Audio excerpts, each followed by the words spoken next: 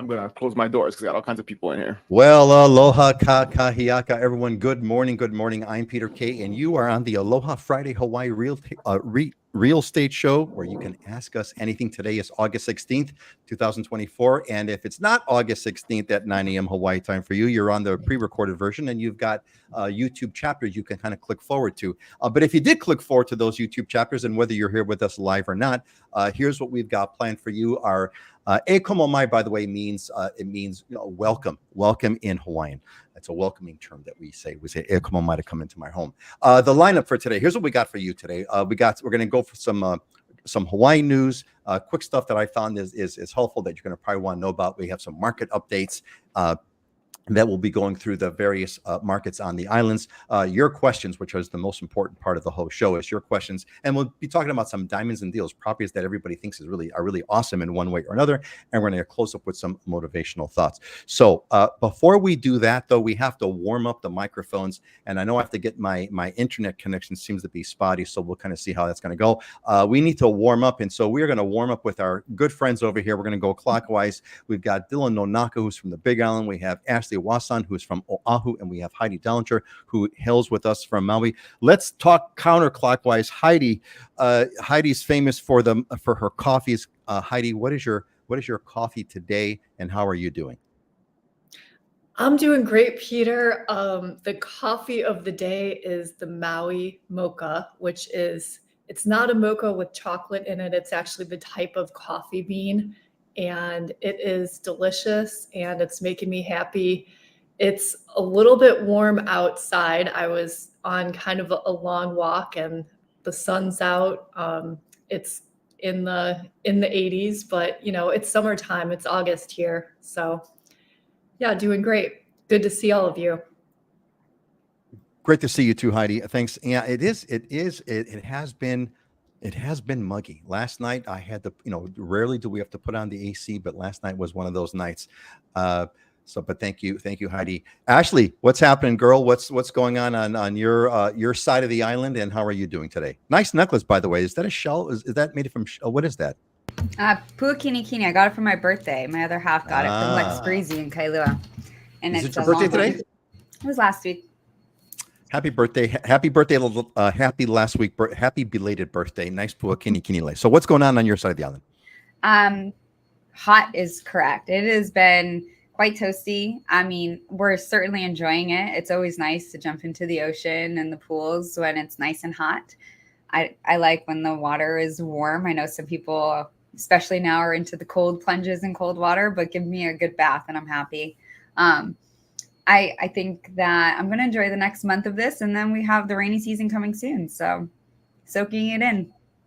I am wondering if it's going to be, if we're going to have an early raining season, because we've had I can't recall if it's uncharacteristic or not, but there's been a bunch of rains in the past few days. It's been raining much more than it normally is. But hey, you've already got a fan. Monica is with us. Monica Martinez, happy belated birthday. Actually, aloha from Kona, everyone. Aloha to you, Monica. Thank you for joining us. And hey, thanks, folks. Yeah. And hey, folks. Listen, if you're on with us right now, let us know. We're still warming up our microphones and letting the Facebooks and the interwebs do their thing on the YouTubes.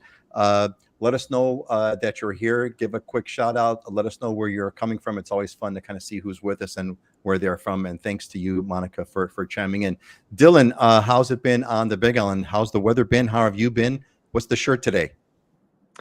Well, this is a Manaola, one of my favorites. It's one of those that you can throw in the washing machine and dryer and not have to iron. So it's always a huge benefit. But I've been gone. I've been out of town for a while. I was over there in Oahu. So I missed the show a couple of weeks in a row. And but it's good to be home. I was gone for like 10 days, and the weather's beautiful. It's like it always is.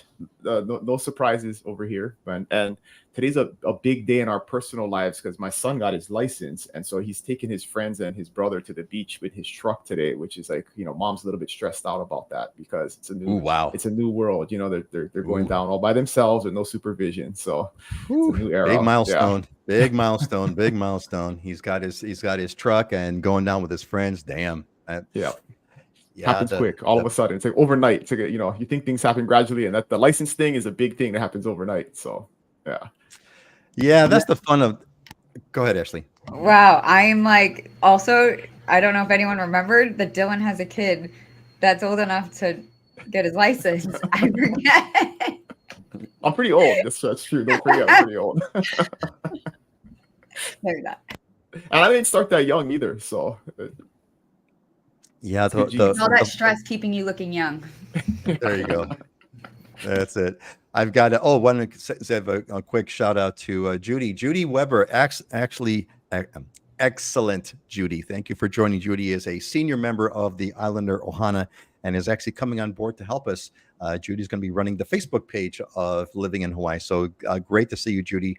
And folks, if you're with us, like Kathy here, Kathy Stellman, aloha from San Diego. Let us know that you're here. We'd like to say hello to you and recognize you. Let us know where you're from. It's always fun to kind of see who's joining us and who's a part of our Friday Ohana run. You know, Dylan, you talk about milestones, right? There's all kinds. So milestones, change over the year. So the milestone I'm at now, specifically with driving, I'm at the milestone now where my daughter says, "Dad, you're not driving. I'm driving." And I'm like, okay, cool. All right, I'm gonna sit in the back seat or whatever. I have a designated driver now. As I guess is awesome. Yeah, but that Dad, you shouldn't be driving. I'm like, oh, okay, all right, I'm good. That's my favorite part is if my son's with me, I will never ever drive again. So I love it. I think it's great. It's awesome. It's totally awesome. Yeah. So cool. All right, great. Hey, so why don't we do this? Let's kind of hit some news. I caught a bunch of stories, and then we have a big topic that we're going to talk about in a moment. But I did want to kind of bring some stuff up that I thought that people might find interesting. Okay, so here's some of the news. So now it's kind of funny. I was just talking about that it's getting wetter, but the stories are saying that we've got dry conditions going right now on all the islands. Actually. Above normal significant fire potential for the entire state. Looks like we have a drought condition right now. I hope it's going to end. The Big Island has drought conditions. It says drought conditions could be coming for the second consecutive month. Much of the Big Island has had normally dry weather. North Kona says they're down. Even Princeville, Kauai, which nearly never happens. You never hear this. Nearly all gauges on Kauai record below average rainfall. So it'd be interesting to kind of see what's going to go on with that. Lahaina is having their 1 year commemoration. And I thought one thing I wanted to share with everybody on the Lahaina story was one thing that really is emblematic is check this out. This is a paddle out.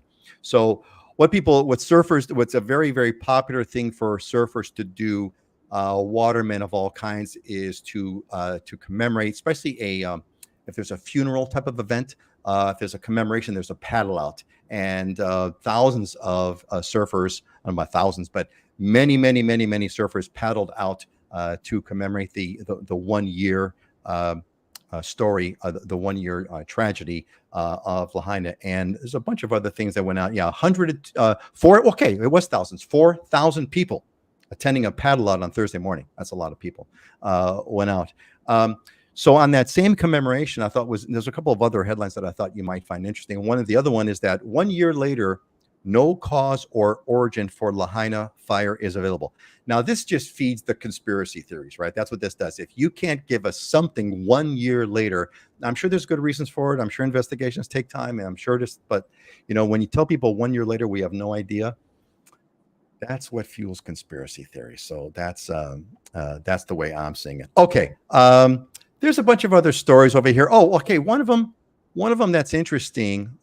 There's always we've talked about this a lot on the show about perverse government incentives. One that I thought was interesting, and I think if Heidi has touched on, Maui property owners are pushing tenants out to house wildfire survivors for more money. Surprise, surprise, surprise. The median rent in Maui has jumped 44% since before the fires. So for landlords, the quote here is, for landlords who typically rent to locals, the numbers offered by the state were stunning. $5,000 a month for a studio or a 1-bedroom home, $7,000 for a 2-bedroom, $9,000 for a 3-bedroom, and $11,000 for a 4-bedroom. Now, people are crying that there's greed there's greed in effect. But if you're a landlord and you can get $11,000 for a 4-bedroom and you're getting whatever let's say half of that, would you kick those people out? I wouldn't kick them out, but I certainly would make sure I'd rent out to the 11,000. The Lahaina banyan tree is getting cloned. They're cloning it, so that's kind of cool. The Lahaina ban tree, this giant tree survived Lahaina, and they are cloning it to keep it going. So that's a quick roundup of stories on the 1-year commemoration for Lahaina. We wish everyone in Lahaina well, and especially recognize those who have passed. So here's a fun one. Emergency declaration has emergency declared over Hawaii Condo Association insurance rates. I put that in almost as it's not a joke, it's real. But there's a track record of our governor making emergency proclamations that do absolutely nothing. And so my joke was, it's problem solved. All we have to do is make emergency declarations. There was an emergency declaration for cheaper housing. There was an emergency declaration to fix the economy. And now there's an emergency declaration to fix the condo insurance. I'm sure it's going to be fixed. It's a joke. Well, it's not a joke. He did declare it, but it's a joke to expect that anything's going to happen. There is some shakeups on and this is what we're going to be talking about. There is some legal shakeups, major settlements going on that will affect the real estate industry. We're going to talk more about that later. And then finally, this beach is not for sale. So here's what's been happening. So check this out. So this is a site that you would have never seen some time ago on Waikiki Beach. Never, ever. I used to go to Waikiki Beach all the time, long time ago. But you never saw this kind of stuff. And so what's going on now is that the apparently private operators are putting up these beach chairs all over Waikiki and then renting them out. And that's not cool. The state is going after these people with lawsuits. So hopefully people will recognize that the beach is not for sale. And I think that's it for today. Let's go around here. I think it's time for our market update. Let's do a market update right now. So we're going to talk about what's going on in the market. Dylan, let's go in. Let's make sure I got this right here. Let's go in clockwise format. Dylan, then Ashley, and then Heidi. Dylan, give us the update. What's been happening on the market? How are the trends going? What's happening? I wanted to respond to one thing in the news first, right? And that is the condo insurance thing. And this is inside baseball. And I have a lot of friends that are on the inside. And a very interesting news story. The primary election was last week, right, in our state, and the Speaker of the House lost their primary election. And when that is unprecedented, right? It never happens when the leader of a political house, a political party loses their election in the primary. That was a bomb. Yeah, and a primary issue in that election was the condo issue, because his district is right downtown. Primarily made up of condominium complexes. But an interesting thing that, again, the news doesn't really talk about. It talk about all this stuff, but there was a bill to address this that went all the way through the legislature, passed the House easily, went through all the Senate committees, and then right at the end was killed. And so the legislature had the opportunity, and it seemed like they were going to deal with this. And all of a sudden, I don't know what the reason is. I don't know if there is some political baseball on the inside and conspiracy stuff to attack the speaker, but it definitely worked because now the guy's lost his election. And so it's one of those things really important to be involved. We got an election coming up, but these things get dealt with and then they don't get dealt with. And then we have fake emergency proclamations that, make it look like we're doing something, but tangibly something could have been done and it wasn't. And this isn't a surprise. This has been an issue for over 12 months. It's not a new thing. It's not a surprise. And we missed an opportunity. So just really quick. So let me go. So I'm curious about this because I've been not following too much, but when I saw that Speaker Psyche lost his election, I thought, oh my God, this is a bombshell, right? So do you know about the nature of who would be the interested parties that would have liked to see that legislation fail, right? Because it's always an inside baseball game. When things make its way through there's always these sort of quote unquote mysterious forces that are in effect. Who would have wanted to vote that thing down? Well, the theory is that the enemies of the speaker, right? And so something that's unique, and I guess not unique about Hawaii politics, but because it's such a one-sided state, it still doesn't mean everybody's on the same page. And so there's many sub-factions within the parties in power, and they're always trying to vie to take over the speakership and take over committees, and there's all this inside baseball that happens. And so the theory is that somebody in the Senate got together with the folks in the House and said, we're going to kill this bill and it's going to hurt the speaker, and that's our best chance to get rid of him, and then let somebody else rise to power in the House. So that's the only thing that makes sense, because obviously, there's no this would only have benefited thousands. I mean, tens of thousands of people who are really struggling. The condo markets and all the, coming back to real estate are down significantly, mainly because of this problem with HOAs going up or the inability to insure. And it's crisis level, right? I mean, such a huge number of our single family homes are condominium complexes, and we're in effect, because of these issues, shutting down a vast majority of that market, which is going to prevent people from selling and prevent people from buying, which is going to continue to exacerbate the housing issues. So it's a huge problem. I mean, enormous, and it has to get dealt with. But the legislature. So it's like a Roman kill Julius Caesar thing, where the Senate pulls out their knives and basically knifes the speaker. Oh, that's what it kind of looked like. That's a good one. That is a palace intrigue. Hey, Dylan, before you go on with yeah. Hold on a quick sec, because I did want to say hi to Alex, who joined us. Finally made it to a recording. No, it's not a recording. It's live. You're here live. Aloha from Visalia, California. So welcome. Is it Visalia? Yeah, Visalia. Welcome, Alex. Good to see you. And hey, again, like Alex and like Marco, aloha, everyone. Please let us know where you're from. There's a bunch of you that are with us right now. Let us know where you're from. Give us a quick shout out so we can recognize you. We're talking about market updates, and Dylan was just about to start with this big island market update. What's been going on? Misty gave us a pretty bleak outlook. Well, not bleak, but it's like the numbers were down, man. And Misty was giving us the lowdown. How's it been since then, and what's going on, Dylan?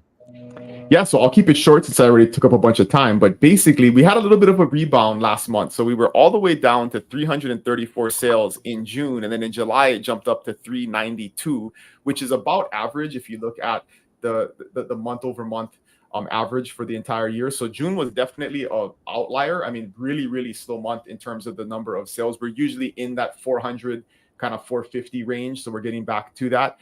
But the huge piece of news is we are currently at 2,188 listings. And I know in context, it doesn't mean anything to anybody, but the last time we had that many listings was January of 2001. It's been extremely low inventory, and slowly it's been creeping back up, and we got above 2,000 a couple months ago, but it's been a very long time since we had above 2,100 listings. But in context, that's still extremely low. Historically, pre-COVID, we had 3,500 to 4,000 listings on the market at any given time. So still extremely low, but significantly higher than what we've seen over the last 3 years. And we got all the way down to like 1,400 at one point. So it got really, really low, and it's been slowly creeping back up. But that's the big news, is that it's been a long time since we had 2,100 listings in the market. Oh, that's interesting. I wonder how if at all that's gonna affect volume and prices, etc. And the other prices are still up across the board, so prices have not been affected. But this is a real estate term, right? Is months of inventory. Is how many months of inventory. That's a way you measure whether it's a buyer or seller's market. You take the total number of listings divided by the number of sales that are happening, and then the idea is that if no more new properties came on the market, how long would it take for all the existing inventory to get sold? And it's a market measure to tell you whether you have a surplus of inventory or a shortage. And we are above 5 months or above 6 months of inventory for the first time in forever also. So technically getting into a buyer's market based on the low number of sales and the increase in inventory. So that's an interesting data point. Okay, so we may be going into a buyer's market. Before we move on, I want to say hello to Tom P, who's got a really cool shot on his profile picture, who's from Manoa. Welcome, Tom. Good to see you. I think this is the first time that you've at least commented. I'm glad that you're here with us. Let's move on. Ashley, give us the Oahu market update. What's happening? Same Oahu. We also had a small increase in sales. Single family homes increased. Condos sales declined pretty nominally, though. We're talking for single family homes, it rose from 224 sales to 269 sales from this time last year. From this time last month. And then condos declined from 422 sales to 389. So these are not large numbers or margins by any means. The median's price, though, did increase a little bit on single family homes. We just got to 1.14 million average price point, and then condos actually increased 1.8%, which is still something for condos in the sales declining at 509,000, the average price point. Now, is that increase over the last month or the previous year? That's been since last month. Since last month. Okay. Yeah. So that's a big increase for 1 month. Yeah. I mean, we are supposed to be at our peak market right now, right? It's just the peak summer market.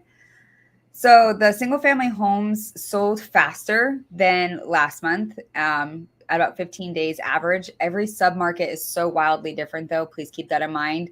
Condos, those average days on market increased to 30. Again, every submarket is wildly different. The inventory increased from both single families and condos. So just to piggyback on Dylan, more inventory, less sales does reflect in your total higher days on market, but also your months of inventory, which again, we're shifting also into a buyer's market. We're still technically not, though. We are, again, I think for the last 3 shows, I said it's a great market for both buyers and sellers. That still stands. So you're sticking with your story. That's my story, and I'm sticking to it. Both the buyers and sellers market. It's gonna be interesting to kind of see how it trends. It's my exactly, and I'm going to be wondering how. Now we should see the rates start to kick in if they haven't already. I don't know what the story is on that. If the rates have made their way to actual bank. My daughter, the PhD economist, and I, one of our weekly topics is now that she's bought a home. We keep talking about the rate changes, and she's looking forward to the rate changes going out so she could refinance already. So it's kind of always a fun thing. I haven't seen. It's going to be fun to see what's going to happen. You folks have said that if and when the rates come down, which there looks like they're going to, that prices will go up. I'm sorry. I just realized I said it went up from last month. That 1.8%. That's last year, not last month. Okay, last year. Thank you for clarifying. Great. All right, Heidi, what's happening? What's Maui's market looking like? I'm curious what's been happening. Anything worth noting, and how do you see it? Yeah, July 2024 was a little bit slower month than in the past. In July, we had 56 homes sell, 64 condos sell, which is under what sold the previous month. I'll just give some year-to-date statistics because over a little longer period of time, we can get some more perspective. Median price of a single family home is at 1.3 million, which is up 12% compared to last year. Median price of a condo on Maui, 880,000, which is up 5% compared to last year. Median days on market is about 79 days. Over half of homes sell at their asking price or above, and about 40% of condos do.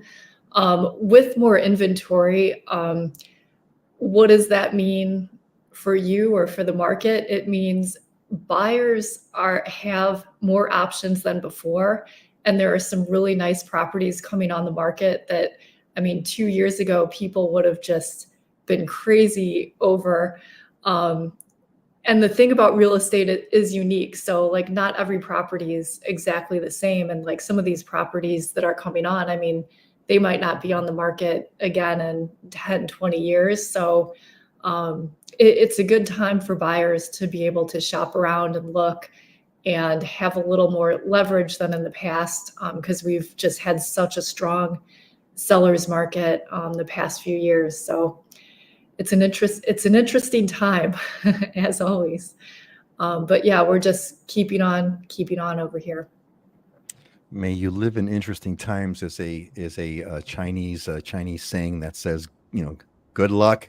It's actually a downer of a message, but it's interesting. We do live in interesting times. Heidi, what really struck me is that, it's year to date, right? So you're getting all of 2024 from January, presumably the year to date, which means it's also to me an interesting perspective because it also completely includes all of the fallout or whatever the fallout has been from the Lahaina markets, right? The Lahaina fires have been fully instant, and I don't see any massive change from your previous year, right? I'm seeing like in other words, prices of, there's been no fallout. There's been no crazy thing has occurred, no major increase or no major decrease, no major fallout, which is an amazing fact. If I was to ask you, Heidi, what is it about, why didn't more stuff, how can the market in Maui be so stable despite a catastrophic event. 2,500 homes were taken off the market. I mean, it's an unbelievable event. Yet the Maui market, if you didn't tell me that there was a catastrophe last year that wiped out most of Lahaina, I would have never guessed. Do you have what's your answer to that? I mean, how do you say, like, how can the market be so resilient? Well, I mean, those stats are just overall island-wide stats. I mean, we were in a low inventory market before with a fairly low number of sales. So, I mean, I think what's happening is obviously we're not having sales in Lahaina, but there's more sales maybe in central Maui or some of the surrounding areas as people are moving around. And just looking at the overall stats, I mean, I bring these up because it's a good overall perspective of the market. But I mean, as Ashley mentioned, there's many different segments in the market. And we're seeing some segments of the market right now on Maui that are much weaker than they were last year. And then, we're seeing other segments of the market that have picked up and are moving. So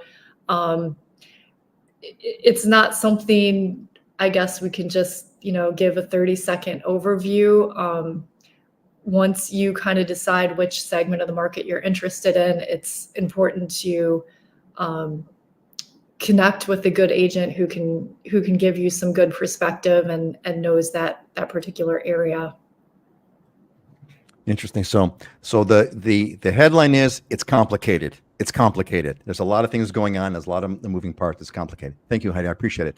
All right, we're going to move on. We're going to have a big topic to talk about, as I alluded on the on the news. And the big question we're going to hit today is, do I have to pay commissions? There's a landmark ruling that's dramatically affecting the way that commissions are being paid or computed for people that are buying homes, either buying or selling homes.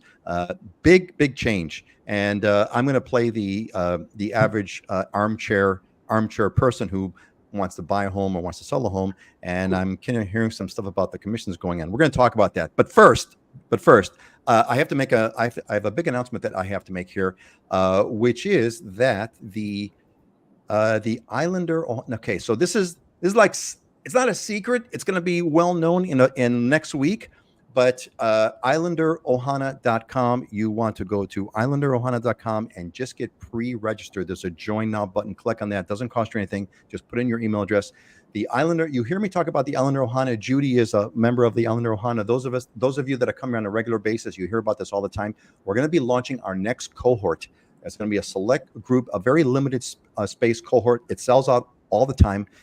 We're going to be launching. I'm going to be announcing the registration process next week. Make sure you're on the newsletter. The newsletter is livinginhawaii.com. Go there, get on the newsletter, or just go right now to islanderohana.com. If you're not on the newsletter, get registered.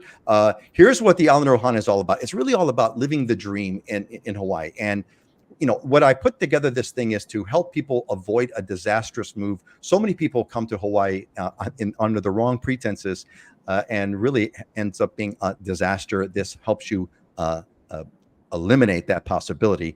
There's decades of wisdom that normally Hawaii is a very different place. Hawaii is not an easy place to know. It takes decades to figure things out over here. What the Islander Ohana does with its series of courses that you can't get anywhere else is to learn to live a great life in Hawaii, learn decades of wisdom. What took me 40 years, you're going to learn in a few weeks. Make new friends. We have a great social network. Over 100 people now are part of the Islander Ohana, and they're just a fantastic group of people. We have get-togethers every so often, and you get to connect with trusted locals when you need help about, hey, where do I go to get a handyman to do this, or where should I go to buy that, or what can I do to do this? You've got trusted locals that are going to help you. So it's going to start in October 2024. That's when it's going to start. I'm going to make the announcement next week. If you're on the newsletter, you're going to know about it. If you're not on the newsletter, go to islanderohana.com, get registered. It's going to be a big deal, and I'm looking forward to it. These things are always a blast. All right, station. The commercial is over, so let's do this. So here's the big. Okay. By the way, before we move on, I just want to say, if you're listening to us, let us know that you're here. Give us an idea where you're coming from. We'd like to know that you're with us and you're happening with us. Judy, thank you, Judy. God bless you. Judy says, I learned so much from the Ohana cohort. There is so much to hear that I went through the cohort several times while waiting until I could make the move to the Big On. Everybody, that is not a canned message. That's Judy's coming from the heart. Judy has been amazing. Thank you, Judy. Love you. Judy has been amazing. I'd say definitely a pillar of the Island Ohana. She's been there from the very beginning. It's been going on for years now. She comes to all of the get-togethers because once you join, you can come to any future cohort meeting. Judy is always there. She's always shown up. And not just that, but Judy has demonstrated how to do it right. And she is living the dream. They just moved to Kona a couple months ago, and she is living the dream. Thank you, Judy. That's a great testimonial. So, folks, if you're here with us, let us know where you're here. We'd like to know who's with us, and we are going to try to take a big topic over here. So here's the big topic, right? The big topic is, do I have to pay commissions? That's the question from me, the armchair consumer, because I'm not a realtor. I don't buy or sell. I mean, I've bought and sold real estate, but my own real estate, not as an agent. And there was I mentioned in the news, there was this landmark ruling about the whole nature of the structure of commissions are paying. So here's what we're going to do. We're going to try to go into this deep issue. And I've already warned, I warned Dylan and Ashley and Heidi off camera. I said, look, I'm going to do this. It's a tough topic, but you're going to have to forgive me in advance if I cut you off, because if you're going into the weeds on me and my eyes start rolling back into their sockets because I don't understand the technicality, I'm going to bring you back to earth. Because what I'd like to know is this. Here's what I want to know, and I think what the goal of this talk is to give people that are looking to buy or looking to sell an idea of what's going on with the commissions. So let me kind of just start it out this way first. It's like, okay, if you've ever bought or sold real estate anywhere in the United States, it pretty much has worked the same way, and that is going to undergo a massive change. And that is when you sell something, typically you're going to pay 6% commission, and that commission of 6% gets, this is what my understanding is. I'm not a realtor, just as the person who's bought and sold a bunch of properties over my life, right? 6% commission, give or take. 6%, and then it gets split 3% and 3%. 3% goes to the listing agent, and 3% goes to the buying agent. And I know that as a seller. When you buy, you don't even think about that because you don't even know about it. When you buy, you get a realtor to help you. They drive you around in their nice car, and you go to look at a bunch of houses, and you buy something, and you pay the price. And then in escrow, you might see commissions being split between who and who, but you kind of don't care about any of that. It's not an issue. You don't know about it. All you know is that the seller pays the commissions. That's all you know. That's all going to change. That is all going to change. And I actually don't know how it's changing, and that's what the topic is for today. And before we get into that, I wanted to give a hello to Sung Ye Naomi Nordquist. Hi from New York. Always love listening and joining live when I can. We love it that you're here. We love it that you're here. All right. So back to the topic here. Do I have to pay commissions? Let's just pretend that let's take the buyer side, because I think the buyer side is going to be the one that's going to change more. So I'm going to look to, my wife and I want to buy a condo. And traditionally, we never thought about paying commissions because we kind of knew that was paid for by the seller and it was somehow split with the agents. We really didn't care, except the agent that's with us cared. That's why all agents always kind of want us to work with them. But how is that changing? Dylan, why don't you start, and then let's get into a conversation about this. What's going on? Do I have to still pay? I'm buying a condo. My wife and I are buying a condo. Do I have to pay commissions now, or what? How's that work? Well, let me start with answering the question simply. The answer is no. You've never had to pay commissions. It's never been forced. It's always been negotiable. 10% of buyers and sellers historically, no matter what the market is doing, do this on their own. They figure it out. They don't use a professional, and they either do a for sale by owner or they buy a property unrepresented. So there's never been a rule. There's never been a law. You've never had to pay commissions. Just 90% of people choose to use a professional to help guide them through the most important and large transaction they're going to do in their lifetime in most cases. And so I'm going to boil down kind of as simply as I can what this, and it wasn't a ruling necessarily, it was a settlement. So the real estate industry, right, the National Association of Realtors got sued by a class action of sellers, saying that there was collusion amongst the industry and that we were forcing them to pay buyer agent commissions without their knowledge or without their consent. And anybody who's ever signed the listing contract knows that, it's clearly laid out in the listing contract, but irregardless, that was the claim. It went to So trial. my wife and I, so my wife and I are going to go buy a condo now. Yep. And so what's going to change? So before, we would just kind of like find any agent who would come around to us, or one that we found, or one that we liked, or my mother's brother's father's sister's cousin would help us find a house or whatever. Yep. How is that going to change now? So what's going to change is there's two things that happen because of this settlement. The first thing is a buyer must have a written agreement with a real estate brokerage prior to seeing homes. And so that's the first one, is that was never required before. And that's why you could go to kind of whoever you wanted, work with 3 agents, kind of do whatever. And you didn't really think about it, right? So now you have to sign an agreement before you go see a home. It can be exclusive. It can be non-exclusive. It can be for a day. It can be for 6 months. It can be for 6 years. That's a negotiable thing. Okay, great. So even with my, I'm going to have my brother's father's sister's cousin help us find a home. We're going to have to sign. We're going to have to do some kind of a written agreement that we're going to have to sign with them. That's going to tell us something, right? Yes. And the written agreement lays out what my fiduciary duty is to you as your representative, and then it lays out what my compensation will be if you end up purchasing a home during the term of the agreement. Okay, so the big difference is that from what we did before. Well, you know what? First, I want to say hi. I'm going to ADD here. Sorry, gang. I'm going to say hi to Pam Musa, who came in from Colorado. Frost, we're going to any word on the hosted Airbnb rental laws? We're going to cover that if we've got time. I'm going to cover that question, but if not, I'll make a note of that and we'll cover that at. And reach out to me. I got actually my YouTube channel has an update on this right now. So. Perfect. See Frost, see Dylan's YouTube channel, and if you don't know, send us an email or a message, and we'll get you in hand with. Okay, all right. So I got that. So what was different before was we would just kind of hang out with agents, and frankly, I always wondered how would they work with that line? Could we switch, or would they get pissed? We never did that. But now I got to sign something. So my wife and I are going to sign something with somebody probably. And here's the big technical difference, right? Is before, what we would do as listing brokers is we would talk to a seller and we would negotiate a commission with them. And customarily, we would split that commission, like you explained, with the brokerage that brought the buyer. We can still do that. We can absolutely still do that. The second thing that the settlement does is we cannot advertise that on the MLS. So I cannot say, as Dylan Nonaka listing broker, hey, I'm going to pay you as a buyer's agent 2.5% or 3% or whatever the seller agrees to. Now we're going to have to communicate that off the MLS, or the buyer, and they always could in the past. The seller always could in the past just not offer a commission at all, and we're going to have to negotiate that at the point of making an offer when buyers come to the table. So that advertising is more on the seller side. Is that right? The advertising is on the seller side, where we're saying that the seller's agent can't advertise. Because I remember once. We can't communicate it on the MLS. You can advertise it in print media. You can advertise it on email. In the MLS listing itself. The MLS listing itself. What? Okay. So really quick first. Hey, folks, look, we're hitting a complicated topic that is going to probably affect you if you're looking to buy a home or sell a home. It's going to probably affect you. So make sure whatever questions you've got, if you got question marks in your head, pop them in the comments so we can address it. It's really important. I want to make sure that we get your questions answered. Okay. So what you're saying is that before you would have to put, because look, I remember I actually did do a for sale by owner. The very first condo I bought, I did a for sale. I tried to sell because I didn't want to pay commissions.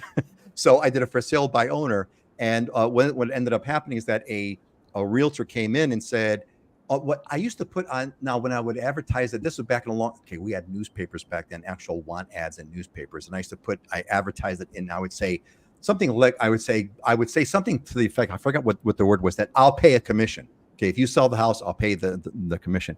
And we ended up selling it through a realtor who took the commission, split it with his buddy, and then they both sold the house. So anyway, but what you're saying is you can't advertise it on the MLS system. What you used to, I'm assuming you used to put it, if you used to put will respect commission or whatever, something like that?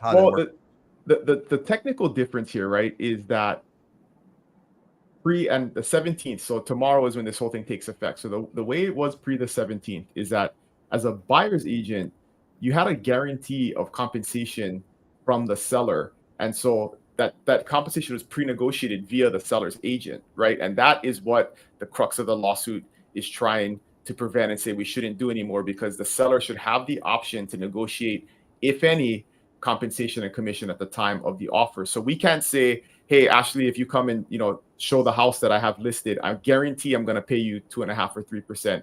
She's going to have to ask for that via the offer.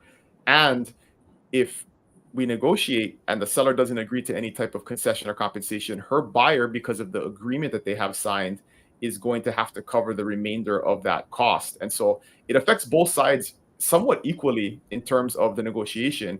I think at the end of the day, and I'll let the ladies respond, in most cases, sellers are going to see the value of incentivizing the buyer's agents in the community to bring their buyers to look at their property. And in most cases, I can tell you on the buy side, even if a seller's saying, no, I don't want to pay any commission, I'm not offering anything, it doesn't prevent a buyer from asking for some type of concession in the offer. And so the cost doesn't go away, right? At the end of the day, the cost doesn't disappear for either party, and it's going to be negotiated at the point of sale. And that's the big difference that consumers have to be prepared for, is you want to make sure you fully understand what's going to happen at the point of getting an offer, and have an agent who can negotiate this on your behalf and get you the best net, either cost or net proceeds at the end if you're on the sell side. So it's significant, but at the end of the day, it's going to feel similar when things all shake out, because it's going to be very market based. Where I remember a time, if you've been in the real estate industry for a while, seller never wants to pay a commission, right? They're like, why should I pay additional money? But if it's a buyer's market and there's many properties on the market like yours, I remember a day when sellers would ask, hey, you think we should offer 4% instead of 3%? Or you think we should offer a $10,000 bonus if we get it sold before the end of the month? So they would further incentivize buyer's agents to sell their home, because they're motivated to get it sold, right? You can do that via a price drop. You can do that via concessions. There's all kinds of ways to do it. But at the end of the day, those costs don't go away. The cost of professional representation doesn't go away because of a settlement. Okay, so here's so thanks, Dylan, for laying out some groundwork. So I want to hear from Heidi and from Ashley. Just chime in here. Here's the question I want you guys to focus on, because look, you all are realtors. You're in the business. You represent sellers. You represent buyers. A lot of stuff is going to be affecting you. And what I want you to do now is, I don't care how it affects you. I care how it affects me. That's what I care about. It affects me, the buyer or the seller. So let's put me, I'm going to say I'm a seller now. So let's just say I want to list my home. I want to put my home on the market. My wife and I, we're retiring. We're going to sell. We don't no longer need the big house. We're going to sell the house and we're going to we're going to buy something else. So how am I going to be affected now versus what I was before? So that's what I'd like to know. Talk to me, the seller that's looking to list with an agent, how this is changing my world. Ashley or Heidi, just jump in, and then go ahead, Ashley. I have one, how it affects you as a seller is the same. You still have the option to use discount, flat fee brokerages. You can offer no compensation. You will now negotiate how much you're willing to pay your listing agent. And in that listing consultation, you guys can have a conversation to do 3 options. 1, still offer compensation to the other side, which would only be advertised off the MLS through emails, paper marketing, etc. 2, state that it's negotiable per offer as it comes in. Or 3, offer a concession amount to a buyer, because that buyer can pay the commissions directly to their agent. No longer are listing agencies paying buyer agencies. Now, buyer agency compensation will be paid by the seller directly if the seller chooses. So what used to be the case then, so just to clarify, so what back in the old days, I was told, or whatever, it's like, you got to pay 6%.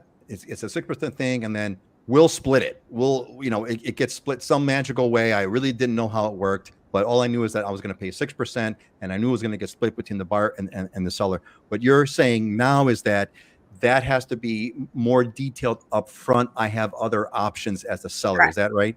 That's the whole purpose of the lawsuit, because people felt like they were in a chokehold of having to pay 6%, which never was the case.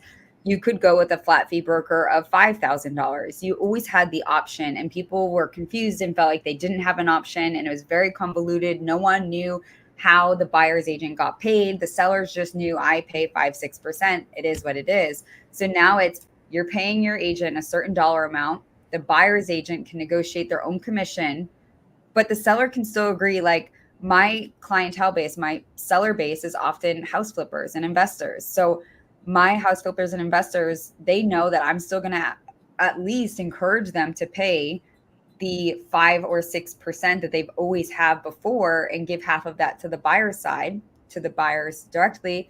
That way, when people know to contact me, my sellers often pay commissions, because it's always been an incentive to sell your property and sell your asset. If an agent calls and says, hey, is your seller offering any commission? And they say, no, they're not. Just as before, that's going to be more challenging to get more buyers to your door, because the buyers are going to have to pay their agent and they might not have the money to do so. So if a seller is not willing to pay that commission, and in their head they have, I'm only paying 2.5%, 3%, the buyer can pay their own way, you have less buyers who can afford to come to your property. That's how it affects you as a buyer and as a seller. And two, it affects you as a buyer. I want to hold on a second. I want to flip onto Heidi just for a moment. So I want to get Heidi's take. Heidi, what's your you could either, I mean, if you want to, whatever you want to add to here, Heidi, or if you want to add further, maybe some from the seller's agent perspective, but whatever you want to talk about, how do you tell this to either a seller like me who's going to sell my house? What do I got to do differently? Or how do you talk to a buyer who's now, I'm hearing that, wait a minute, I got to pay you directly the commission, that the seller's no longer paying it? How is that working, Heidi? How do you explain that? Or how are you going to explain it starting tomorrow? I mean, there's two parts of the commission. So there's a commission that you're paying to your listing agent for their services as a listing agent. And now it's kind of a decoupling of the commissions where the buyer agrees upfront to pay their buyer's agent a certain percentage. Now, I'm representing multiple sellers right now, and they all still want to offer an incentive to a buyer's agent because they want to sell their properties. They could choose to say, oh, I'm just, paying you, the listing agent, X percent, and then we'll negotiate later with the buyer. Now, all our standard form purchase contracts and listing agreements changed. On the new standard form purchase contract, it clearly states what commission is going to the buyer's agent, like right on that first page under the price. So if a seller is not wanting to offer any commission, chances are when they get an offer, it's going to be asked for anyway, and it's somehow going to be negotiated into the price. The buyers are always paying the commission anyway because the property doesn't sell if the buyer is not willing to pay a certain price. So it's in there. So really quick. So Heidi, what I heard you say was that basically, as far as a seller is concerned, just like when I did a for sale by owner, I knew I had to pay the commission. I wanted agents to know. Well, you don't have to, but you don't have to. A lot of people choose to, because if you want to be competitive, that's what people will choose to do. And that's what I did. But so in other words, what I was trying to get a really quick to confirm with you, Heidi, was that basically from one perspective, like you just said, it's on the contract now. I, the seller, am going to have the option or whatever, but typically I'm going to agree or not agree, I suppose. But it's explicitly in the contract that I'm going to choose to pay as the seller. I'm going to give the seller's agent X percent and my buyer, my seller's agent X percent and the buyer's agent X percent. Is that right? I'm kind of laying it out in advance. The purchase contract just has the commission going to the buyer's agent. And that's purchase on contract, the first page right under the price. And okay, I got a little bit confused. So the listing contract spells out the agreement between the listing broker and the seller, and so that there's already an agreement on what the listing broker is going to get paid.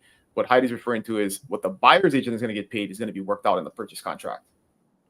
Okay, so as a buyer, Heidi, does that mean I'm going to pay I'm going to buy the house for X and then pay the agent an additional 3%? Is that what's changing now? Well, if the seller doesn't agree to give you a concession to pay your agent or pay your agent, then Concession. you would potentially be paying that, which it just all goes into the total price of buying the property, whatever that is. Okay, so if So the if age, the so total I price got is it. too much, So it's too much. you sign a buyer's representation agreement with your agent before looking at a property or submitting an offer. You agree to pay your agent X dollars, 2.5%, 3%, whatever it might be. You then submit offers on properties. Now on that purchase contract, you ask the seller for 2.5 or 3% to pay your agent. If the seller agrees to that, it's a wash. The buyer's agent contract is satisfied by the seller paying that. If the seller comes back and says, I'll pay 1% of that, and your buyer's representation agreement says 3%, the buyer has to pay 2% to bridge the gap. Okay, got it. So basically, what's changing here is that the seller has to. I'm going to essentially, so that the buyer, like, I'm not going to pay you an extra 3% on top of the $1 million house I'm buying. And then your answer is, yeah, don't worry about it, because we're going to get the seller to agree to a concession, right? And if the seller doesn't give a concession, then I could decide, okay, this house is now too expensive, right? This house is whatever, $30,000 more expensive than I thought it was. It's no longer worth it. I'm going to Hence pass. why your But buyer pool might be smaller for the seller, because now if the seller is not willing to give that concession, hence the buyer pool might be smaller because less buyers can afford the property. less buyers. So to answer your big question is, how does it affect you as a buyer too? When you're going to work with your great grand cousins, uncle, whatever, you're going to be more picky. You're no longer just going to work with the great grand cousin second removed as your agent. You're going to interview your agents like sellers interviewed agents, because you're going to have to pay now. And so that's going to be much more valuable to you. Know what you're getting in return.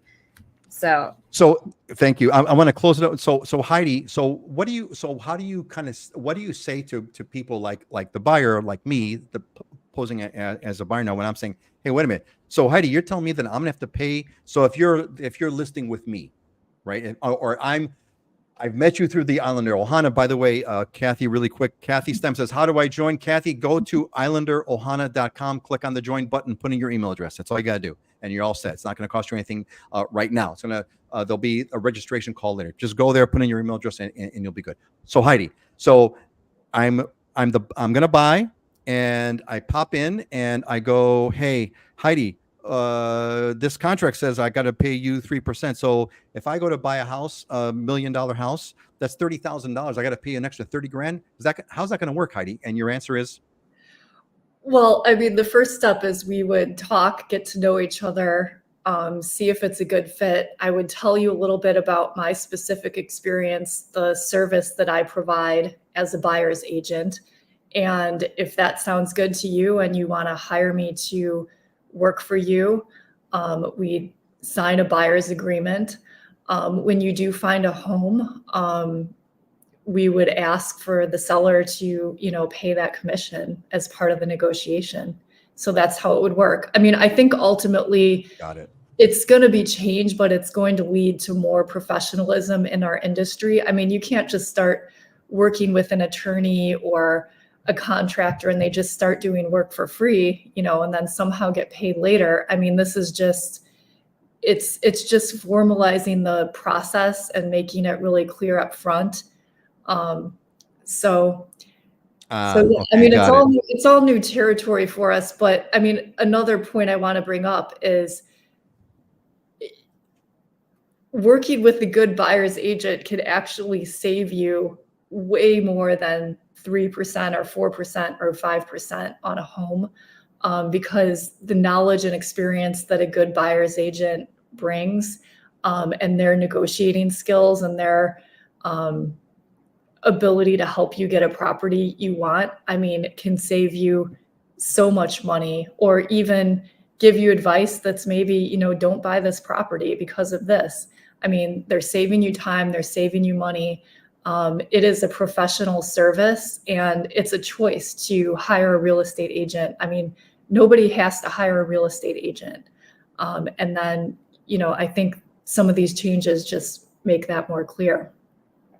Okay, so that's you overpay like $300,000 for a property and you're saving on commission. I mean, what are you really saving?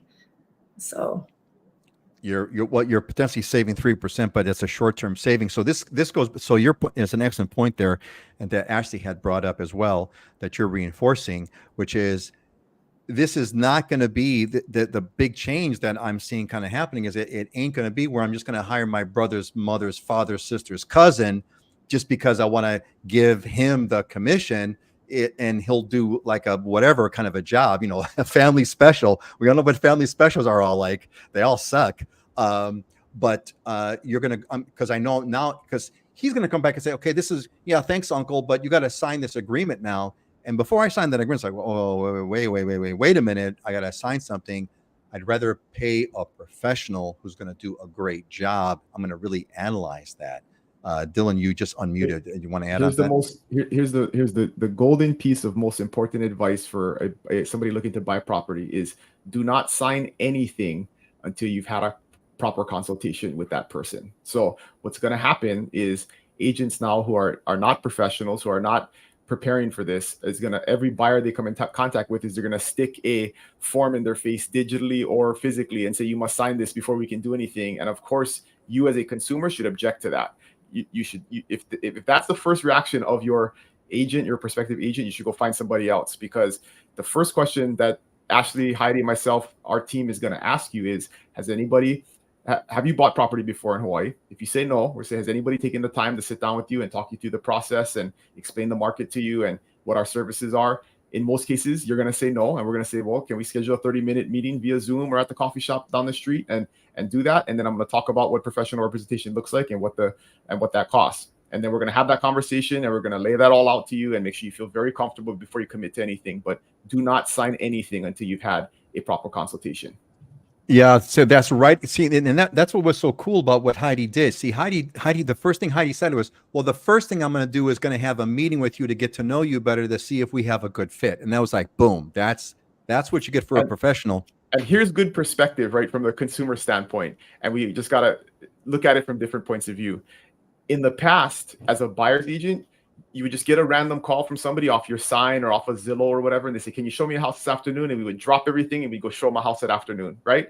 It was a crazy way of doing business. You had no idea if that person was equipped or had the knowledge to actually help you that process.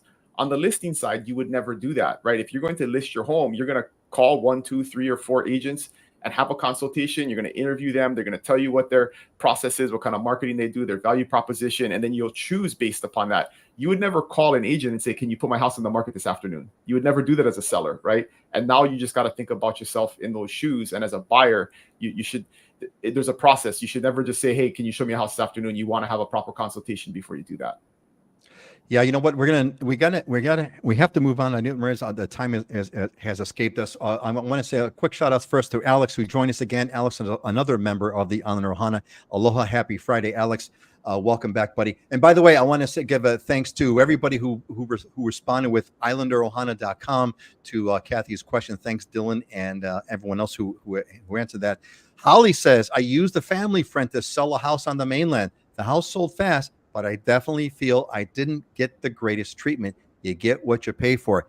That's why we never do deals with family. We love family. We love our family, but we never do deals. We never do business deal with family because it just messes everything up. All right. Look, is there any headline that we missed that you guys want to cover? We're almost out of time already, and we have to jump and show your properties. Does anybody want to add anything before we move on to what we talked about? That was plenty. All right. Reach out if you guys have any questions. Yeah, reach out if you have any questions. Okay, let's get to some diamonds and deals. We're gonna be a shortened show over here. Let's do the diamonds and deals quickly. We may just kind of skip the motivational thoughts if we have to. Let's see. Oh wow, Makawao, Maui. Heidi, this is yours. What is this? So this is a sweet little house up in Makawao, and it has this great backyard area with a pizza oven. And it has a nice deck. It's a 3-bedroom home. It was built in 1978, remodeled in 2022. And it's listed at $116,000, which is below the median price for a home on Maui right now. That is, you know what I like about that, Heidi? I'm looking at that picture on the lower left that's got the outdoor deck with the oven and the pizza, with the barbecue and the pizza oven. Looks like it's a crazy view, actually. It's almost like as if it's built into the side of the mountain there. It's not, I don't think, but it looks that way, of a great mountain view kind of back there in that corner. Yeah, it has a little bit of an ocean view as well. And nice. lots of fruit trees, very meticulously maintained garden, custom rock walls built around the property. So it's a fairly small home, but just really nicely done. And this is upcountry Maui. That is a really, really, like a really, really cute home. Really cute. Alex likes it. He loves the kitchen. Thanks, Alex. I love the kitchen too. It's cool. Awesome. Great. Let's see. Hawaii Kai. What do we got here, Ashley? This is a new townhouse that just came on market a couple weeks ago in Hawaii Kai. 4-bedroom, 3-bathroom. It's a large home. It's 1,914 square feet for $1.38 million. It is not technically right on the front of the marina. Like your lanai is private and tucked away, but you just walk right around the corner and you have access so you can put your kayak or small boat out there. Really sizable unit, which is what I like most. And it's around the corner from our office. There you go, right around the corner from the office. So, big size there, 4-bedroom, 3-bath. That is a fairly well-sized townhome. And you said that one of the rare, you do have sort of indirect water access, right? You can, like you said, you could put your kayak. There's some sort of a place to park your kayak or park your boat. That's kind of cool. Yeah, it's right around the corner. You literally turn around to behind it, and you can access the water right from there. Maintenance fees are $1,025. Includes cable, TV, internet, sewer, water, trash, exterior maintenance. Awesome. Thanks. Good one. All right. We're kind of moving through this quickly, so make sure if you guys want to embellish on your properties, please do that. We got a little bit of time. Wow, Dylan, that blue ocean, man. What are we looking at, Dylan? Yeah, this is, I like to try and bring up some affordable stuff every once in a while that is definitely within reach. This is just a studio condo, but it's at Kona Bali Kai, which is a really popular vacation rentable, or you can live in it complex. And there's a little red dot. So this unit, the complex is on both sides of Ali'i Drive in Kona, if you're familiar with Kona. And so this one's on the Mauka side, so it's not on the water, but it's literally you walk across the street, and it's Banyan's is like the best surfing beach on the entire island. So under 400,000, the HOA is only 610. You can short-term rent this, or you can live in it, but nicely maintained and upgraded studio condo right here in the heart of Kona. Man, that's, there's a part of me, I remember my wife and I were we realized we didn't want to get into being landlords. But every so often I get tempted to, I get, my whistle gets wetted by thinking about buying a relatively inexpensive condo, short-term vacation rental, throw it on Airbnb for the 9 months that you're not there and use it for the 3 months and all that kind of stuff. So this would be one of those. It's right across the street. And these kind of condos, easily do like 30 to 50,000 a year in income. So I mean, they rent really well, and especially because they kind of feel like a hotel room because they're a studio, but then they have a full kitchen and a full bathroom and stuff. So it's definitely a really popular option for couples and small families. It's the perfect unit. It's the perfect unit for people to rent. All right, great. Hey, thanks. Thank you all. That was some really cool properties. I mean, really quick. I feel like we kind of rushed through this really quick, but I appreciate that. So Heidi's a really beautiful home in Maui, really a cute home. You can get that feel. Ashley's nice big townhome right by the water there, and then Dylan's a nice studio. Not very rentable place. All right, great. Look, okay, we got a few minutes to go into our closing thoughts. If you got some closing motivational thoughts, folks, let us know. We'd like to kind of see those in the comments, but everyone has prepared what motivates them. Ashley, let's start with you. What's yours, and what does it mean to you? People can drive you crazy if you don't give them the key.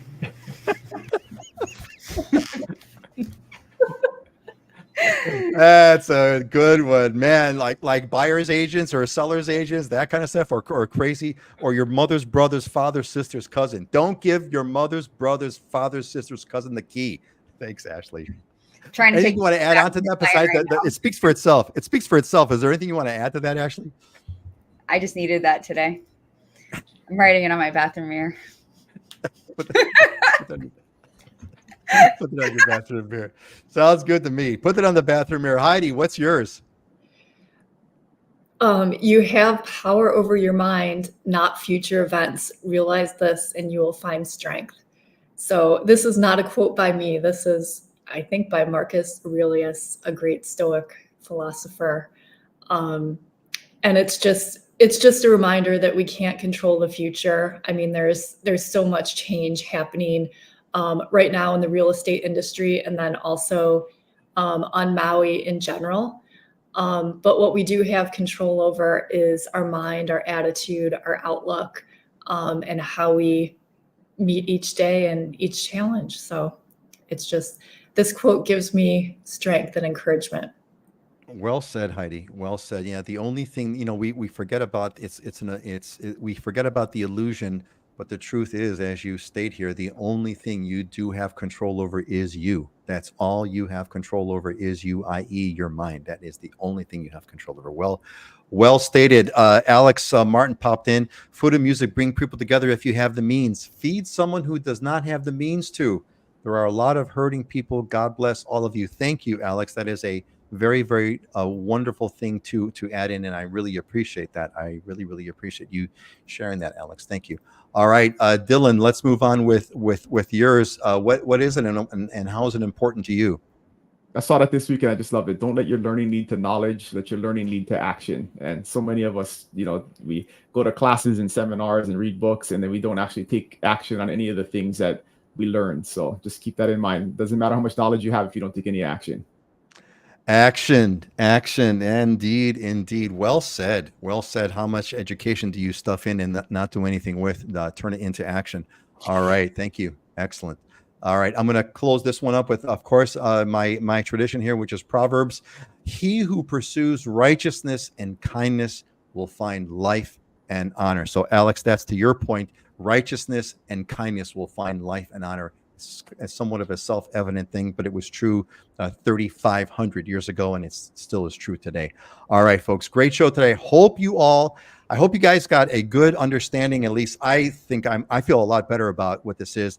On one sense, on the commission side, on one sense, things aren't really going to change because you're still going to pay. I still going to pay if I'm going to sell. I'm still going to pay the 6% because my home's not going to sell otherwise. If I'm buying, I know I'm not going to buy a home, or I'm going to negotiate with the seller. But it is going to mean I'm going to definitely not hire my brother's father's sister's cousin to help me buy a home, because now it's a professional thing and I want a pro, because I know I'm paying for it. And I'm going to want that pro, like a pro like Heidi, or a pro like Ashley, or a pro like you, Dylan, as opposed to just someone who's doing it for nothing, as a hobby. So that was really helpful. So hope you all got that. Hope you all enjoyed it. Hope it was insightful. We're going to see you in 2 weeks. Don't forget, islanderohana.com. Get registered. We're going to announce the cohort next week, and it's going to sell out quick. Otherwise, we're going to see you folks in 2 weeks. Let's go counterclockwise. Heidi, then Ashley, then Dylan. Say goodbye. Aloha, everybody. Happy Friday. Aloha. Well, everybody, have an awesome weekend. All right, folks, have a great one. Thanks for all for being here. See you in 2 weeks. Aloha.